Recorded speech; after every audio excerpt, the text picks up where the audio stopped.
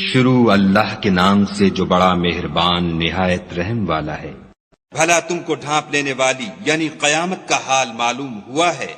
اس روز بہت سے منہ والے ذلیل ہوں گے، سخت محنت کرنے والے تھکے ماندے دہکتی آگ میں داخل ہوں گے۔ ایک کھولتے ہوئے چشمے کا ان کو پانی پلایا جائے گا، اور خاردار جھاڑ کے سوا ان کے لیے کوئی کھانا نہیں ہوگا جو نہ فر بہی لائے نہ بھوک میں کچھ کام آئے۔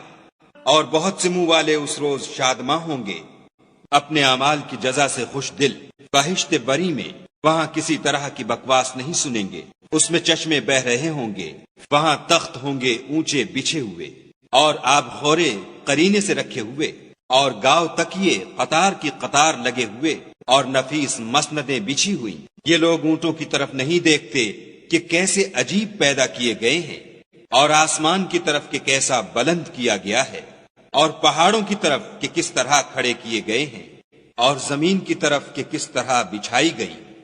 تو تم نصیحت کرتے رہو کہ تم نصیحت کرنے والے ہی ہو، تم ان پر داروغہ نہیں ہو۔